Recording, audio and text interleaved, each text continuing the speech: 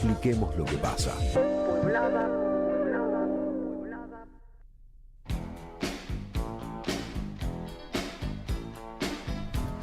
8 horas, 2 minutos, volvemos con Pueblada y estamos acá en el piso de nuestra querida radio de las Madres de Plaza de Mayo con Agus Chena, que nos vuelve a visitar para charlar un poco de política internacional en un contexto que viene tranqui, ¿no? Sí, esto es un quilombo. ¿Cómo están? No, imagínense que, bueno, aprovecho para tirar un chivo que tenemos un canal de YouTube que se llama Fragua y arrancamos un programa que se llama La Verdadera Política, capítulo 1, los primeros 100 días de Trump. Y nada, sale grabado y como medio es infodocumental, tiene mucha edición. Entonces tenemos que grabar 2-3 días antes de que salga. Te cambió, es otro mundo. No, tuvimos un problema de edición grave porque lo iban editando y yo le iba mandando audios con info nueva y había como que ir ensartando todo. Y nada, un video de 30 minutos nos quedó de 50 minutos, se nos fue al carajo. Pero sí, está pasando de todo, no sé por dónde quieren que arranquemos. Por donde quieras, pero bueno, no venimos hablando los últimos programas, bueno, de la suba de aranceles, de la respuesta de China, de qué rol juega Argentina también en todo esto, ¿no? Con un papel lamentable yendo a buscar una foto con Trump, después festejando el 10%, que es lo mismo que le dieron básicamente a todos los países que les tiene sin cuidado qué tasa le pone. Sí, y encima ayer con la conferencia de Milei sobre la liberación del cepo, que digamos es la devaluación preparatoria a un nuevo préstamo del Fondo Monetario. No, a mí me parece que como para aportar algo nuevo a la cantidad de noticias que se vienen leyendo, lo que se sabe en resumen es esto: Trump un buen día apareció, dijo de ahora en más va a haber aranceles. Básicamente lo que ustedes nos cobran a nosotros por meter nuestras exportaciones en sus países, yo se los voy a empezar a cobrar por meter sus importaciones en Estados Unidos. Estados Unidos, que es un país que, aunque tiene un declive relativo, digamos, ya no es el Estados Unidos de los 90, es la primera economía del mundo, es un mercado de 450, 500 millones de personas y de un poder adquisitivo relativamente alto, o sea, todos los países están interesados en venderle a Estados Unidos.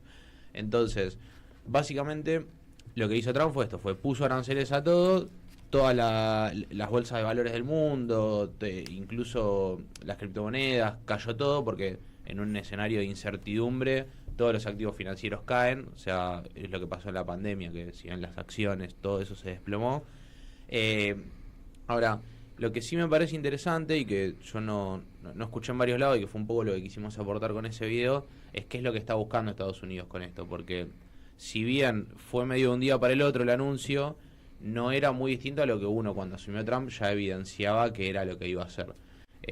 Estados Unidos, cuando gana la Segunda Guerra Mundial y todo el dominio de los Estados Unidos desde el 45 para acá básicamente, lo construyó alrededor de una cierta institucionalidad y una cierta gobernanza mundial que se basaba en esto, o sea, como yo soy la primera potencia económica y todos me tienen que comprar básicamente a mí, y ahí agrego algo que hoy está China en juego. La Unión Soviética no le competía mano a mano a Estados Unidos económicamente, le podía competir políticamente, lo que no podía producir, lo que no podía producir en términos de competitividad económica lo reemplazaba con una política de cuadros.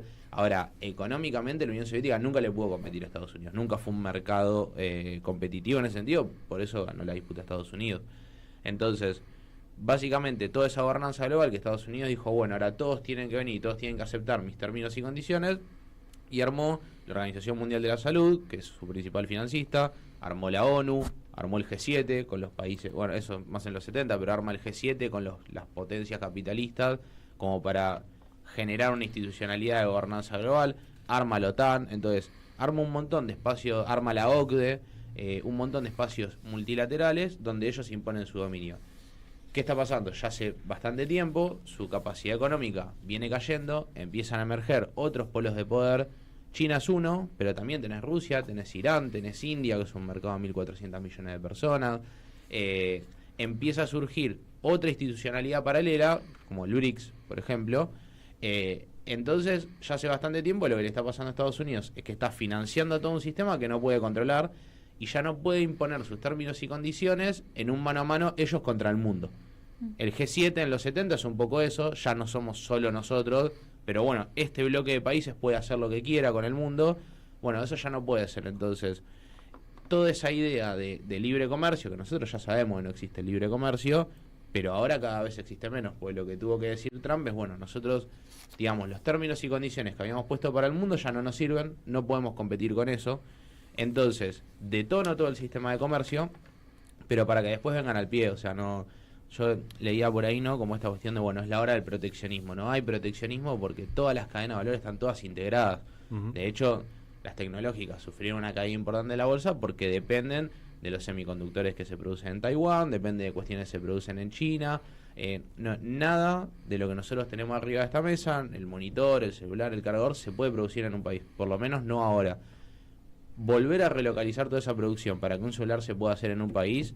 Sí se puede, cosa que es relativa, es muy caro y las empresas no lo van a hacer. Digo, por dar un solo ejemplo, las baterías de litio, que son minerales críticos de la transición energética, el 90% del refinamiento de tierra rara lo tiene China. O sea, si China quiere, no hay batería de litio, por dar un solo ejemplo. Como también China depende de los semiconductores que produce Taiwán, entonces... Todo ese problema no es que es la hora de proteccionismo y ahora cada país va a hacer lo que quiera, sino que un poco lo que dijo Trump es, bueno, tensiono y después negocio, que fue lo que terminó pasando. Les pongo aranceles a todo el mundo y después vengan al pie a negociar, pero ahora vienen uno a uno. O sea, no negocio yo con ustedes tres y les impongo, sino que yo necesito que Gastón venga conmigo y ahí sí le impongo mis términos y condiciones, que el chino venga conmigo y yo sí. Entonces, eso es lo que está haciendo Trump. Lo que fue sorprendente, aunque no tanto, fue que China dijo, nosotros no vamos a ir a negociar. O sea, me querés poner aranceles del 50%, yo te pongo el 50%. Trump lo sube 80%, te subo 80%. Trump lo sube a 100%, listo, perfecto. Y hay un video que para mí es como bastante clave para cerrar con esto, que hay una periodista yankee que le dice, che, el 15% de las exportaciones de China van a parar a Estados Unidos, ¿qué van a hacer ustedes con esto? Y los chinos, que para mí demuestra como el pensamiento político que tienen en términos de proceso y de civilización, dice, nosotros estamos hace 5.000 años acá y Estados Unidos no estaba. Ahora está Estados Unidos y nosotros seguimos estando y Estados Unidos no estará en el futuro y nosotros vamos a seguir estando. O sea, no nos preocupa ese 15%. Así que nada, eso es como un poco el resumen de lo que yo creo que está pasando, que es que Trump vino a desarmar el sistema multilateral y a poder imponer sus condiciones en el mano a mano. Y eso para mí... es como el reflejo de que ya no estamos en el mundo unipolar de Estados Unidos, si no ya se veía, sino que ya concretamente es el mundo multipolar donde hay un actor importante, es Estados Unidos, que compite mano a mano con China, hay otros polos de poder, y Argentina en esa cuestión está, para mí, ya hoy es un país de tercer orden, si se quiere, con Milei. Bien. Bueno, y frente a esto, no, pues bueno, decías las intenciones de Estados Unidos, la respuesta inesperada, si se quiere, o no, de China. Bueno, esto en qué lugar deja como la iniciativa misma de Estados Unidos, ¿no? Como, bueno, son unos genios, les va saliendo, les salió por la culata. Yo creo que lo interesante de Estados Unidos es que más allá del presidente que esté, lo que hay son élites que dominan. A mí me parece que con Trump, no sé si vieron que en la asunción estuvo Mark Zuckerberg, estuvo el CEO de Apple, o sea, había varios CEOs de las tecnológicas que históricamente son más del Partido Demócrata. Creo que hay por lo menos un entendimiento de todas las élites estadounidenses de que es lo que hay que hacer. O sea, de que Estados Unidos ya no puede seguir siendo el gendarme mundial porque, y esto es un poco lo que decimos en el video, el imperio es una cuestión de negocio, o sea, una cuestión de plata ser un país imperial. Vos, ¿por qué conquistás y subordinás a otros países? Porque eso te genera una ganancia económica para tus élites, inclusive para tu pueblo, porque el pueblo de Estados Unidos vive muy bien, a una parte ahora, pero en los 70 el pueblo estadounidense vivía muy bien sobre la base de saquear a todo el resto del mundo. Entonces, yo creo que las cuentas que vienen haciendo hace bastante tiempo es que ellos están poniendo mucha plata en intentar subordinar a países y no lo están pudiendo hacer. Trump en su primera gestión sacó a las tropas de Irak y de Afganistán, después de 10 o 20 años clavadas ahí. Y fue, che, estamos gastando una millonada de plata en estar en Afganistán, no nos pudimos asentar nunca y no estamos sacando un beneficio económico de esto. ¿Cuál es la gracia de estar acá? Entonces, yo creo que están haciendo una revisión de eso, que Estados Unidos se está replegando, pero Estados Unidos cuando repliega, no repliega sobre Estados Unidos, repliega sobre el continente americano. Ellos creen que es América para los americanos, que en realidad americanos es la traducción en español, pero Americans en inglés es estadounidense, no es alguien que vive en Trinidad y Tobago, un americano. Entonces, de hecho, Trump cuando asume dice que quiere renombrar al Golfo de México como Golfo de América, que quiere que Canadá sea el Estado 51, que quiere anexar Groenlandia, que quiere imponerle tasas a los mexicanos porque ellos producen para él. Entonces, ahí hay una concepción de cuál es su... Y nosotros somos el patio trasero de eso.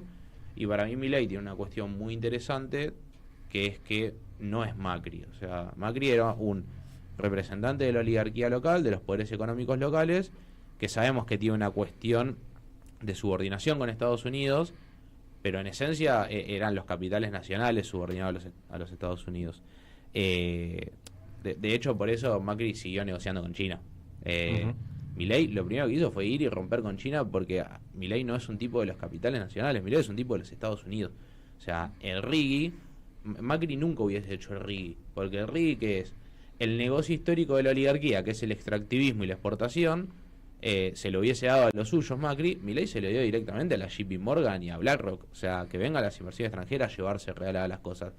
Y la oligarquía no sale perdiendo porque ellos meten sus negocios ahí, el que sale perdiendo es el pueblo argentino, pero no es el negocio histórico al que están acostumbrados. Entonces, Argentina con Milei es un estado más de los Estados Unidos, no estamos en una situación muy distinta a Puerto Rico. Y yo creo que Estados Unidos, la forma que tiene de poder salir airoso de esto es conseguir Mileis en distintos lados, o por lo menos quebrar la alianza que debería ser histórica y que ningún gobierno pudo lograr. No lo pudo lograr Perón, no lo pudo lograr el kirchnerismo, y en general no por problemas ni de Perón ni de Néstor y Cristina, sino más bien de los otros, es la alianza con Brasil. O sea, nosotros como país no tenemos capacidad de sentarnos en la mesa de las potencias de segundo orden. No somos India, que es la cuarta potencia en defensa del mundo, no somos Irán, que tiene bombas nucleares. O sea, no somos esos países.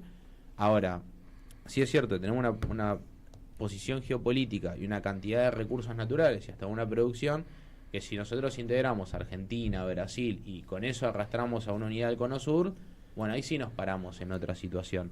Ahora, hasta que nosotros no podamos lograr eso, vamos a tener Mileis para rato, porque la alternativa a Milei, en definitiva, era Sergio Massa, no proponía algo en términos económicos muy distintos.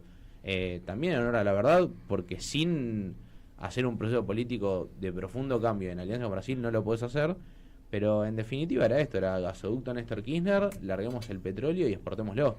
Y me parece que en esa ecuación nosotros no tenemos mucho para básicamente eso. Uh-huh.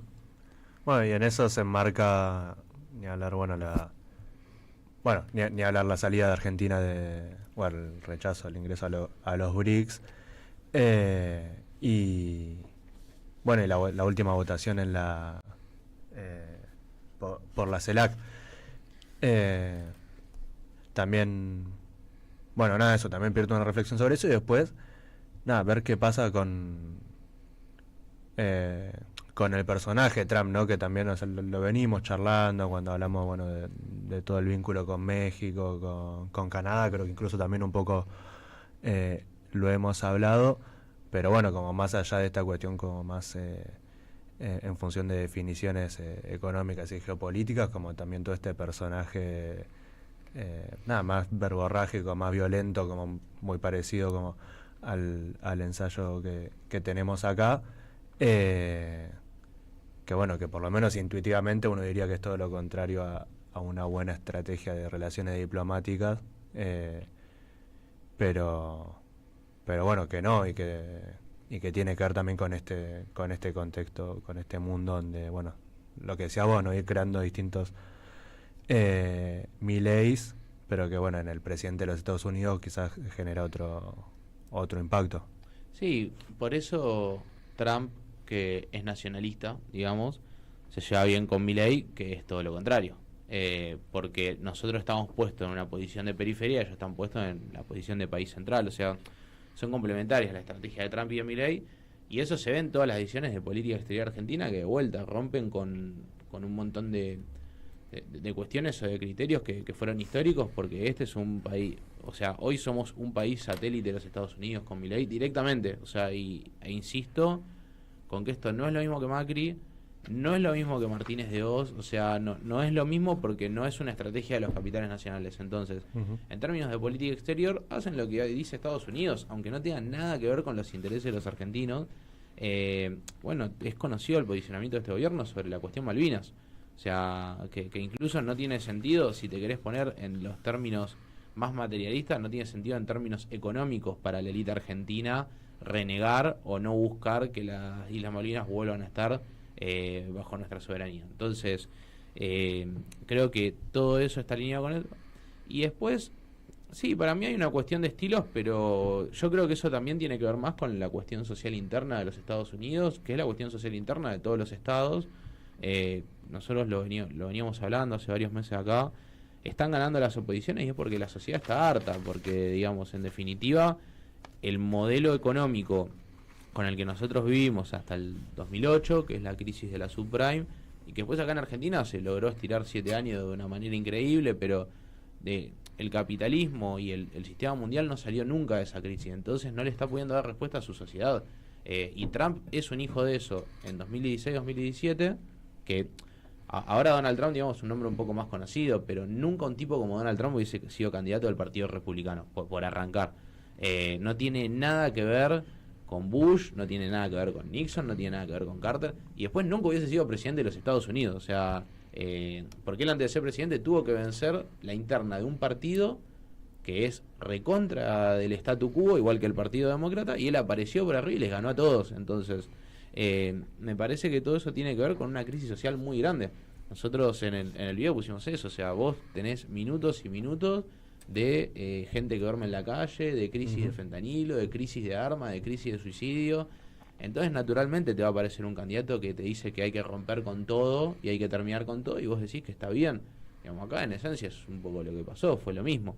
O sea, si vos no le das respuesta, si supuestamente los políticos que se dedican a eso no le pueden dar respuesta a la sociedad, votó a alguien que no sea político. Total, los políticos no me están dando nada. Creo que tiene que ver con eso. Me quedé pensando en esto que decías de construir nuevos Mileis en el mundo y demás. Y por un lado, ¿qué onda este intento de Milei de llevar al presidente de Paraguay a juntarse con Trump y generar algo así como de, bueno, América Latina unida, entre comillas, entre ellos dos, para hacer estos negocios? Y después no quiero entrar en la típica pregunta internacional de ¿y cómo afecta esto a Argentina? Pero sí preguntarte específicamente sobre el acuerdo del FMI, que es algo que lo estamos hablando y que lo vamos a hablar mucho durante las próximas semanas. Más allá de lo específico del FMI, ¿qué onda la situación, digo, con Trump? De nuevo, de empezar a pensar en Argentina todavía más endeudada, el chino lo decía, más al fondo, a la hora de pensar en la subordinación con Estados Unidos. No, lo primero, yo creo que intenta hacer, bueno, cuando estuvo Macri se había hecho esta alianza de Lima, ¿no?, entre los presidentes de derecha, y lo que va a intentar hacer Milei, por la posición que tiene Argentina en Latinoamérica, que no es menor, es la tercera economía, cuarta economía, por ahí, va a ser un poco el alfil de la estrategia de Trump en toda Sudamérica. Dicho eso, el posicionamiento para Argentina, nosotros tenemos, bueno, un viejo sabio político llamado Perón decía que las guerras en el futuro iban a ser por el agua, por las materias primas y por los alimentos. Nosotros tenemos, no quiero decir la desgracia, pero somos un país muy codiciado por todos los poderes políticos porque tenemos un conjunto de recursos naturales, de agua con el acuífero guaraní, un posicionamiento geopolítico, o sea, tenemos un montón de cuestiones que hacen de la Argentina un país más que interesante para tener, digamos, en su polo de poder. Creo que un poco la economía de Milei, entre muchísimas comillas, viene funcionando porque tenemos tal nivel de recursos que con hacer extractivismo y una economía primarizada alcanza para que la balanza comercial más o menos dé, y por lo tanto para tener más o menos ordenada la economía. Lo que te pasa es que eso no da trabajo y que la gente no come petróleo. Entonces, yo creo que en términos políticos, macroeconómicos, el Excel va a cerrar. O sea, está bien, ahora bajó el precio del crudo y eso repercuta en la Argentina, bajó el precio de todas las commodities y nosotros vivimos básicamente de la exportación del agro, ahora también del petróleo. Con el RIGI lo que se busca un poco es esto, empezar a vivir del extractivismo de minerales y de la exportación de eso, entonces yo creo que en el Excel los números van a cerrar. El tema de vuelta es que la gente no come litio y que si vos exportás minerales para que te entren dólares y esos dólares después mandarlos a planchar el precio del dólar para que o a mantener más o menos alto el precio del peso para que ganen unos pocos sectores, eso te revienta internamente. O sea, yo creo que la crisis de Milei no va a ser por arriba. En términos internacionales eso le da bien y Argentina tiene su inserción al mundo y la va a tener, tenga el presidente que tenga, porque lo que produce Argentina es necesario para el mundo. Ahora, sí es cierto que en tanto y en cuanto nosotros nos estamos plegando a la estrategia de Estados Unidos y eso te lleva a una determinada ruptura con China, eso también para Argentina es una cagada, porque Estados Unidos y Argentina el problema que siempre tuvieron es que tienen economías complementarias, tienen economías que son similares, no son complementarias. Nosotros a China le exportamos una determinada cosa e importamos otras cosas que nosotros no producimos y ellos no tienen. Estados Unidos produce lo mismo que producimos nosotros, más competitivo, en mayor cantidad y con mucho menores costos, porque es un país bioceánico y está más cerca de Europa y más cerca de China. Entonces, en eso tenemos todo para perder. Nosotros cuando, no sé si se acuerdan, nos reíamos de que Macri festejaba que estábamos exportando limones a Estados Unidos. Y la verdad que no todo un logro, porque nosotros a Estados Unidos casi que no le podemos exportar nada. Entonces ahí para mí hay una cuestión con el gobierno de Milei, que incluso un alineamiento en términos estrictamente económicos y no políticos de Argentina con Estados Unidos es imposible, porque no tenemos mucho para ofrecer a eso. Tiene más sentido ir a comerciar con África, incluso con Europa, y ni que hablar con China. Bien, la última, Gus, así que yo te la tiro, pero después vos respondés también, meté todo lo que te haya quedado en el tintero. No, eso, alguna última reflexión también, bueno, sobre la región, un poco decías recién, pero bueno, puntualmente con los procesos de Frente Amplio, de Petro, de Sheinbaum, bueno, ¿qué está pasando en nuestra región? ¿Qué movimientos se están dando? No, yo creo que hay una cuestión de esto, no se está pudiendo dar respuesta, porque hay una crisis económica, hay una crisis civilizacional global, es muy difícil darle respuesta desde un Estado a las problemáticas sociales. Por eso pierde la calle Pou, que en esencia no sé si fue un mal presidente. O sea, yo hablaba con gente de Uruguay y decían, la calle Pou no estuvo tan mal, no estaba para perder, como tampoco el Frente Amplio estaba para perder antes. Digo, que los únicos que pudieron revalidar fueron Morena en México, con un altísimo grado de aprobación de López Obrador, que si bien es cierto que tiene algunos beneficios de estar cerca de Estados Unidos, porque por el TEMEC un obrero de una automovilística gana 16, 17 dólares la hora, entonces y tenés producción y tenés para exportarlo a Estados Unidos. También es cierto que tuvo una política muy nacionalista con todo lo que son los recursos naturales, o sea, tomó decisiones muy complejas López Obrador, y yo un poco mi reflexión, más que nada en el futuro de Argentina, es que hay que tomar decisiones complejas, o sea, que ya hoy en día, con el grado de crisis que hay, la mera buena administración del Estado no va a alcanzar para que la sociedad viva mejor. Entonces, tenés que tomar decisiones muy complejas y muy profundas en cuanto a qué rol va a tener el Estado, no solamente en la redistribución del impuesto que le cobra a los empresarios y a los exportadores, sino en qué se exporta, cómo se exporta, qué se produce y cómo se produce. Y después que tiene que tener una política internacional seria. Argentina hace mucho tiempo no tiene una política internacional seria. Digamos que el último intento fue el UNASUR, que jugó un rol muy importante hasta la muerte de Néstor Kirchner y un poquitito más, pero después nunca se planteó en términos nunca se partió de la importancia estratégica de la alianza con Brasil. Y no hablo de una alianza al tuntún, sino una alianza estratégica de qué vamos a hacer, porque a ellos tampoco les sobra nada, digamos, para ser una potencia regional. No es que alguno de los dos anda sobrado. Y eso no ocurrió nunca, y yo sí veo una miopía en general en todos los sectores dirigenciales de todos los planteos son arreglos de coyuntura, son exportar más, hay que producir más, algunos dicen hay que sacar impuestos, hay que poner impuestos. Ahora, el problema, digamos, no es el impuesto en sí, ni es el acuerdo comercial en sí que puedas hacer con Brasil, sino qué mirada estratégica de país vas a tener en medio de un mundo en crisis, que eso te da un montón de oportunidades, porque por primera vez no hay una potencia que te dice cómo son las reglas del juego, todo eso te da la posibilidad de imponer un poco. Ahora, si no tenés una política seria, no lo vas a poder hacer. Y yo lo que veo es que no sé si hay mucha gente preparada para imponer una política seria. Bueno, clarísimo Aguchena con la verdadera política, nuestra columna segmento de política internacional. Y bueno, no sé si les queda algo más para decir, si no, ahora leemos unos mensajes y nos vamos, que tenemos una entrevista fuerte ahora para hablar también sobre lo que ocurrió los días miércoles y jueves. Patricio de Arturo Seguí nos dice: compueblada por la 530, la radio de las madres, el mensaje de Milei era el mismo de Martínez de Oz. Esto termina como en el 2001, flotación, igual devaluación, igual caída del poder adquisitivo. Y bueno, también Francisco de La Rioja nos dice, según Pino de la Sociedad Rural, bueno lo del cepo, pero ahora falta la baja de retenciones, nada los conforma. Y bueno, hay muchos mensajes, Diego, que nos manda sobre los anuncios de ayer, y en este año y medio se patinaron entre 24 y 25 miles de millones de dólares para mantener el dólar a donde está, es decir, la infla, y decir que no van a devaluar, pero termina devaluando y pidiendo más guita. Se la van a patinar toda apenas terminen las elecciones.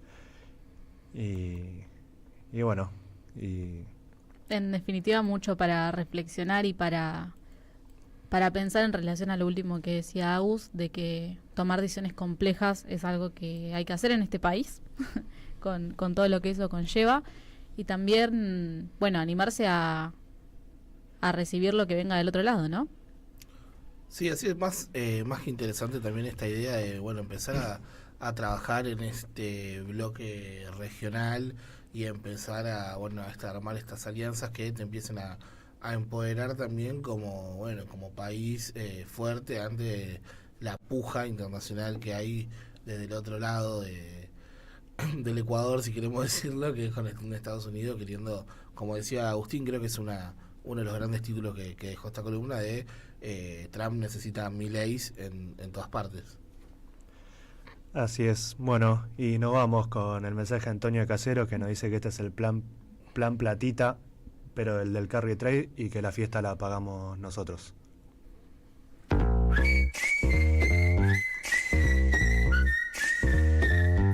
Pueblada. Expliquemos lo que pasa.